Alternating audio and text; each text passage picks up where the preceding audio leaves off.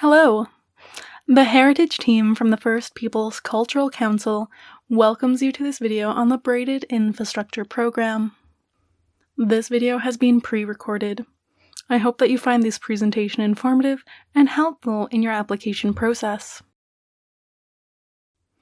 Today, we'll provide an overview of the Braided Infrastructure Program, including what the grant is, which types of projects are eligible, who can apply, eligible costs, project budgets, and funding amounts. We also will talk about the grant timeline, how to apply, and other key things to consider when applying. So what is this program all about? It's not just about buildings. It's much broader. The Braided Infrastructure Program is intended for and supports BC First Nations efforts to develop an infrastructure project that braids together arts, culture, and heritage.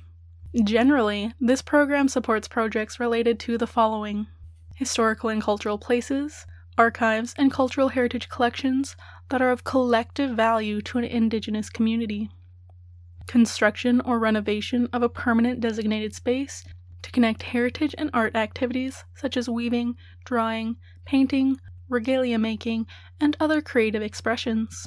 Physical infrastructure such as buildings, trails, and structures that support public and community access to or transmission of the following: cultural or historic places, art, music, and cultural materials and forms, community memory and traditional practices, crafts, and trades, cultural materials that support telling the stories of historic sites, and the transmission of community memory and traditional practices, arts, and trades.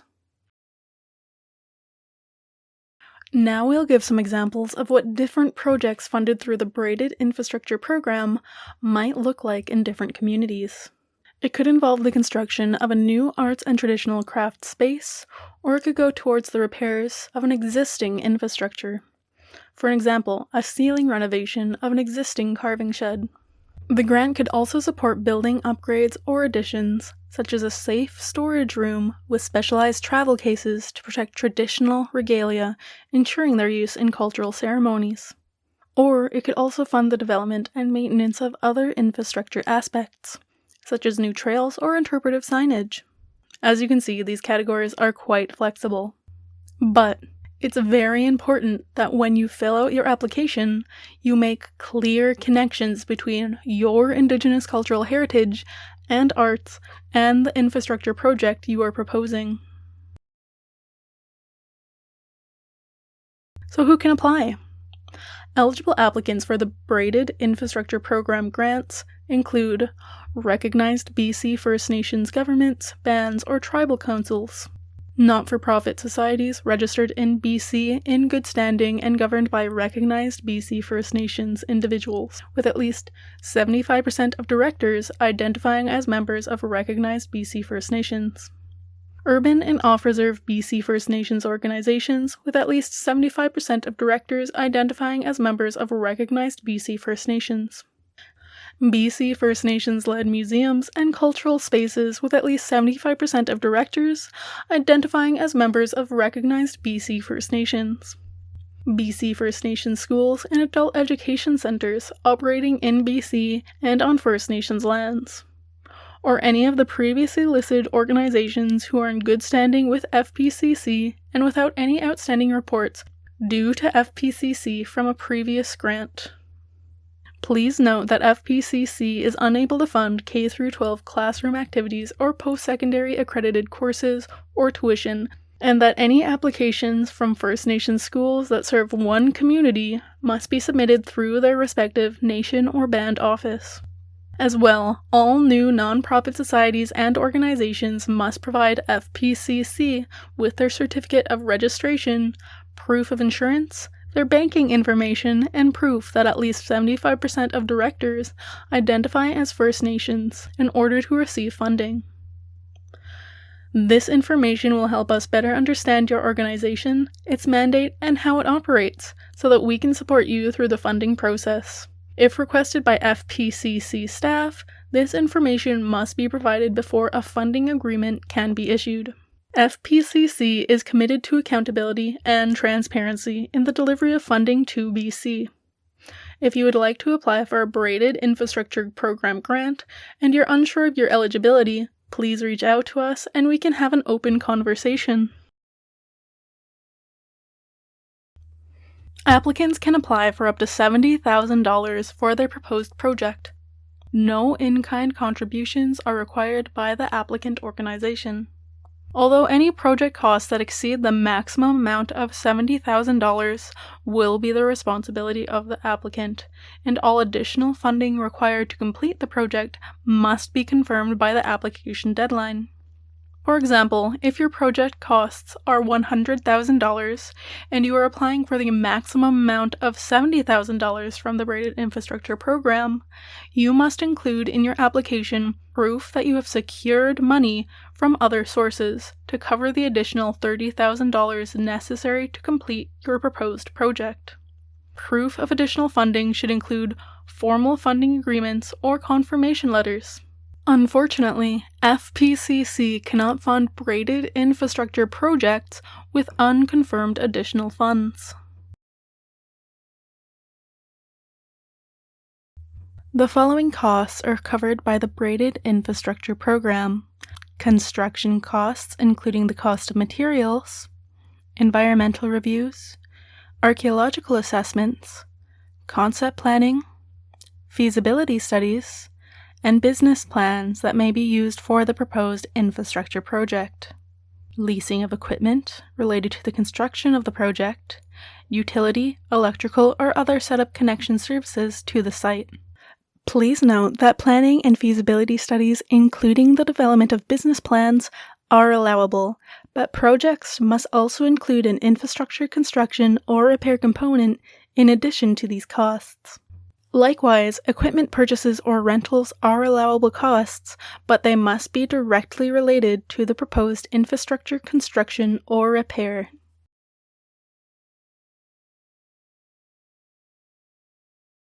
Other costs that are covered through this grant program include fees paid to professionals, project managers, technical personnel, consultants, and contractors up to a maximum of 25% of the total funding requested.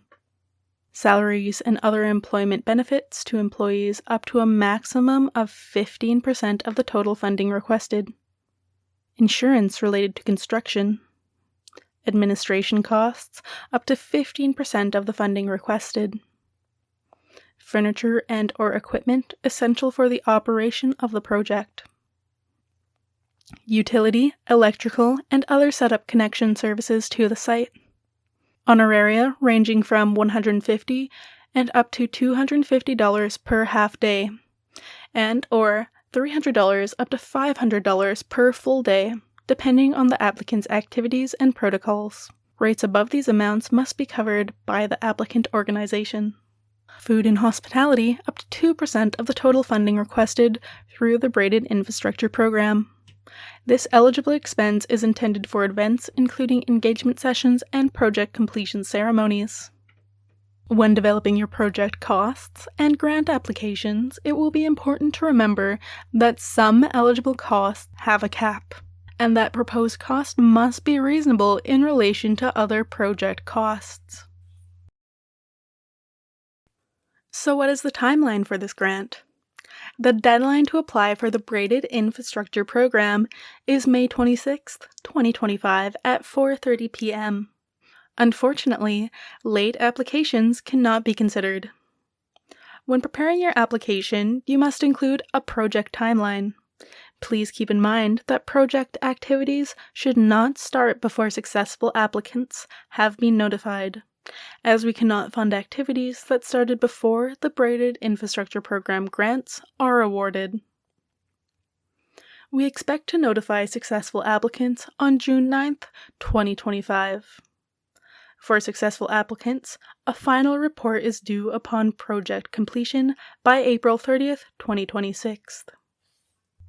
Grant payments are attached to report submissions.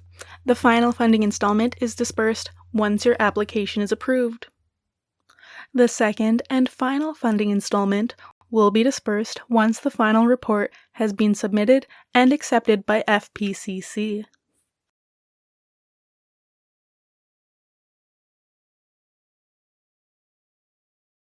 Now we'll share some important considerations as you develop your application. These tips are based on FPCC's experience during previous funding rounds for the Braided Infrastructure Program. First, when describing your organization's background and mandate, please be clear about your connections with Indigenous cultural heritage. After all, this is what this grant is all about. Second, your project description should be clear and concise. Often shorter is better. The jury will have many applications to review, and they will appreciate a short, informative project description.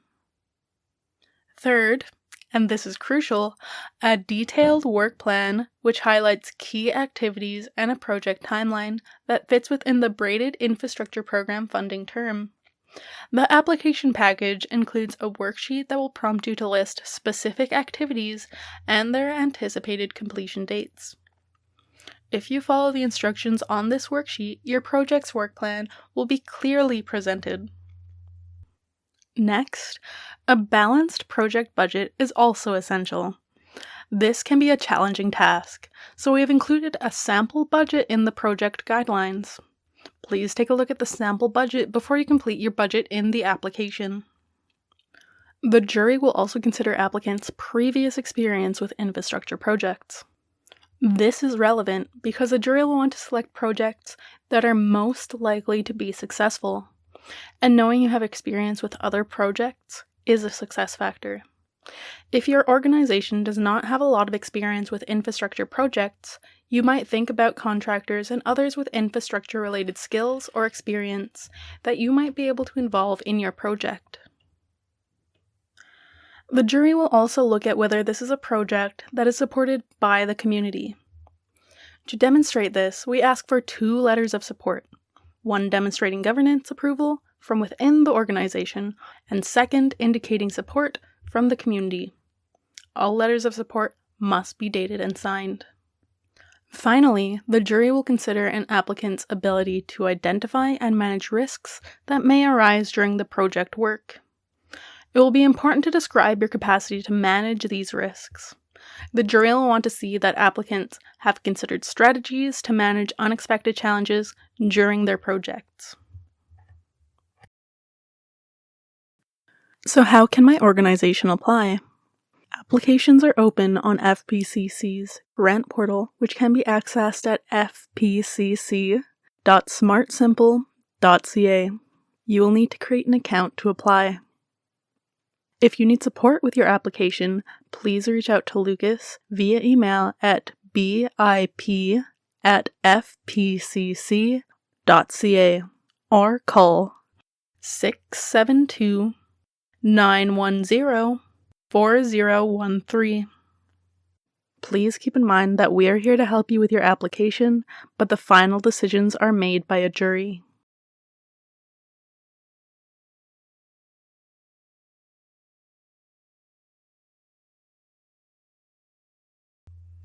Thank you for your interest in applying for one of FPCC's grants, and thank you for watching this video.